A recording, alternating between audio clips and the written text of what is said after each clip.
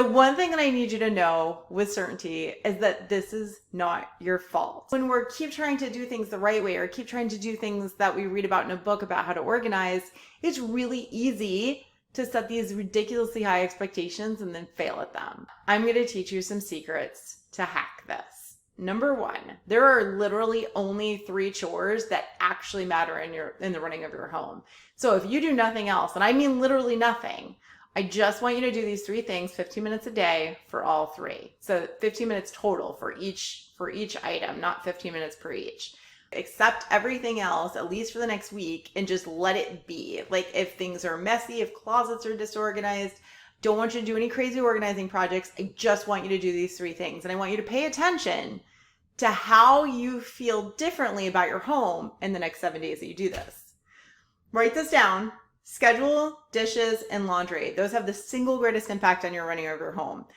The way that you feel about your home and the way that your home runs is going to be completely different. This is the main secret of everything. It's the foundational secret. Those have the single greatest impact on your house, but there's a smart way to do it, okay? So I'm going to teach you that way right now. With dishes, we do 1 load a day, every single day. If you have more than 1 load, I want you to hand wash large items like pots and mixing bowls.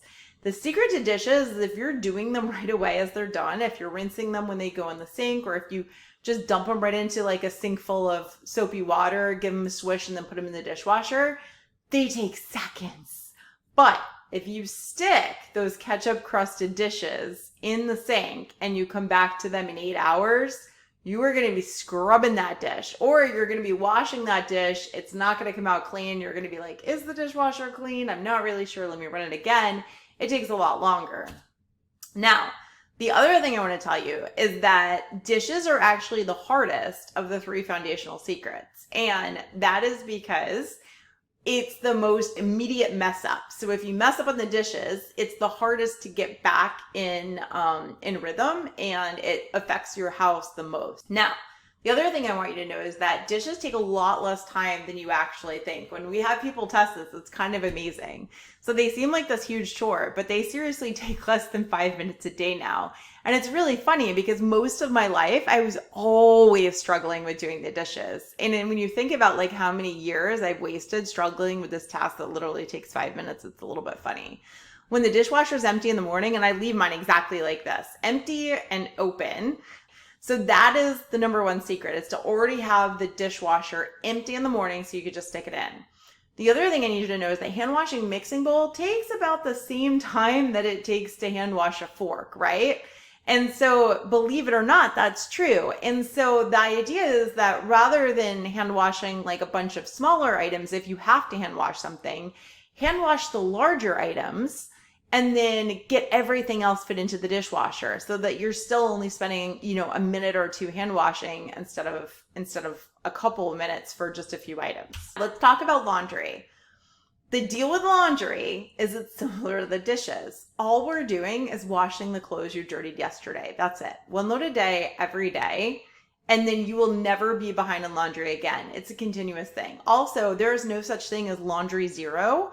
You're not even supposed to have laundry zero because you should always have laundry in motion. It's a constant thing. We need to plan ahead a little bit for laundry because laundry, even though it only takes a few minutes a day, less than 5, the difference is that it's not something that you can start a timer and then finish in 5 minutes and walk away from it. So the question is, can you start the wash before work, right? And the secret to that is, of course, leaving an empty washer, or depending on what the settings of your washing machine are, we have a delay.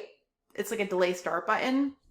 So I can put everything in the washing machine, put in the soap, and then do a delay start for like 9 hours. So then I can start it at night and it runs in the morning. Now, this is a new machine that I have now. I did this for years and years with a really old, crappy washing machine that we got for free on Craigslist. And in those cases, I just started the wash very first thing in the morning as soon as I woke up. And then I switched it when I got home after work. So, which sometimes was a 16-hour day. Sometimes it was just, we didn't really know. And then once it dried through the cycle, I would put it away after dinner or right before I went to bed. Now, one of the secrets, if you're lucky enough to have kids, I train a kid to start it for you. So meaning that there's only a couple buttons you need to know. And if you use the washing machine pods, the laundry pods, what I would do was I would preload everything. So when I went to put the clothes away, I would put the pod in the bottom of the machine. And then this little guy I trained to go around to each of the bedrooms and gather up all of our clothes, stick it directly into the washing machine. He didn't need to worry about the pod because the pod was already in there. Just close the top and press start. And then that was done. There's no place to put the clothes. So a lot of people get stuck here. We call it a roadblock when it's like, okay, I'm totally going to do this. I just can't do it today because she doesn't understand how trashed all the dressers are. So even if I do the laundry, there's no good place to like put them. And everybody waits until they have closets that look like the right in order to do the laundry. So here's where I'm going to tell you, I do not want you to get sidetracked. This is not a today problem. We're going to fix this problem, but this is not a problem we're going to fix today. If I cannot get you to start in doing the laundry on that bare minimum effort on a consistent basis, we are never going to get your closets and your dressers to look like the picture on the right. So what we need to do for right now is just get the laundry done and deposit it in the bedrooms. Depositing it in the bedrooms counts as being returned to the bedrooms if it makes it to the bedroom. I don't care if you leave it in a basket on the dresser. I don't care if you dump it in a corner of the room. I don't care if you shove it into overly stuffed dressers. None of that matters. What matters is that the laundry makes it to the bedroom. So the number one thing I'm going to tell you is that I want you to start with the paper planner. 100% of the time, people are more successful with the paper planners with a few exceptions. We're going to grab a piece of paper and we're just going to brain dump everything in your head. You might need to start a timer for 15 minutes. You might need to slowly do this over a few days as you think of things. I would prefer you just to sit down with a piece of paper and get it all done. And then as you put them in the calendar, I want you to think ahead about what you're going to need to put in these events. Most events that go in your planner are actually going to need 2 different entries. Now, the other thing I want to tell you is that empty planner space is a good thing. We want the green checkmark days. Your planner is for things that are different, things that are unexpected, things that you are not used to. It's not for your everyday schedule. The next thing that we need to know is that you need to choose your planner spot. The planner is actually a stationary object. I don't actually want you to have a tiny planner that's going to fit in your purse. You can just snap a photo of your week on Sundays or one day of a week or whenever you want, so that if somebody asks you to do something, you can kind of take a glance at your planner. Texting yourself, because no one ever texts themselves. That chat is always completely clear, and it means that you can also use voice chat, which I don't want to activate because I have it, but if you're just like, hey Siri, and then like, cancel Splash and Dash, it'll actually just go ahead and text yourself, or text Rosemary Groner, cancel Splash and Dash. It will text you that note and you can just get it later, or you can just take a second to text yourself. At the end, your planner routine is as simple as once a day, glancing at your text to yourself, seeing if you have anything to put in the calendar, and then just taking a look at tomorrow. If you have a situation where you need to remember something, you're in the car, like let's say you need to pick up your daughter from daycare and normally your spouse does it, you can use super sticky Post-it notes. And these are usually the entire back is sticky instead of just that strip on the top. The problem is cleaning isn't going to help either. You don't yet have the skills needed to keep these spaces clean.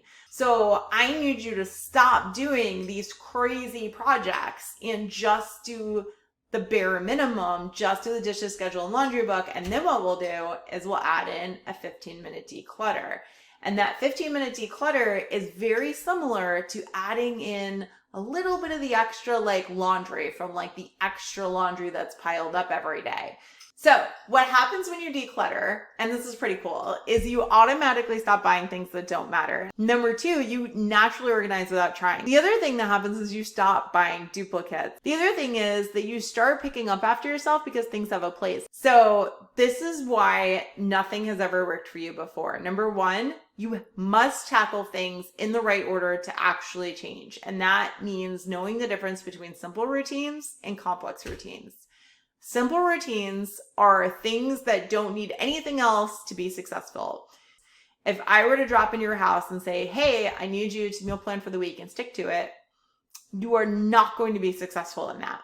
because so many other things need to be known or to be running right in order for that meal plan to happen. In order for you to stick to a meal plan, you need to know what your schedule is for the next week. You need to know how much money you have to spend on groceries. You need to know how many people you're feeding for the week. You need to have realistic expectations of what your kitchen is going to look like. Like you need to have a clean sink so that you have a place to rinse dishes or put dishes. You need to have clean pots and pans. So all of these things could go wrong. And it makes that in order for you to be successful in meal planning, other systems have to be running successfully. So what happens is because simple routines aren't really sexy, people always set goals for complex routines. They set goals for these really, really complex routines, where if we switched it and we set the goals for these really simple routines, I'm going to do my dishes every single day this year. I'm going to get my laundry done every single day this year. You will actually be successful, and then you can step up into the next system. The secret number 2 why nothing else has ever worked before is because you must work with your personality in order to make changes. And that means that if you don't have willpower, we cannot rely on willpower. That means that when faced with 2 options, you are always going to choose the one that you want in that moment. And that has been one of the most powerful things that I've learned about myself, is because I do not have willpower.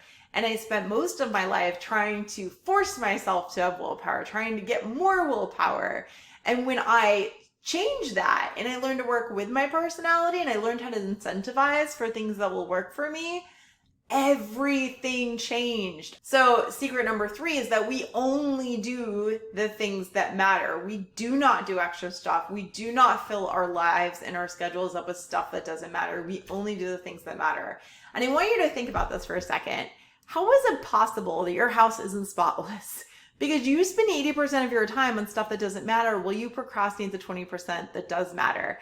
And this may not hit home for you right now, but as you do this is going to be the number 1 thing that you're going to be like, I don't understand this. Because what I can tell you is that when I was a hot mess and my house was constantly trashed, I worked so hard on it. I was constantly doing things. I never had time for myself. I was always doing laundry. I was always cleaning. I was always organizing. And I don't understand how my house was that gross when I do like almost nothing now. Like, it's embarrassing how little time that I spent on the house, even with 2 elementary kids who destroy everything in their way because they're totally me at like 7 and 9. And you're not going to get that now, but once you start getting into this, you're going to be like, this doesn't even make sense. Like, how can I spend this little amount of time and have so much better results? And you don't realize this now, but the secret is that because right now, 80% of the stuff that you do literally doesn't matter. And you're just wasting your time doing it. You're trashing you're untrashing things that you don't have the skills to keep untrashed. So it's just going to trash again. So you're basically just wasting your time.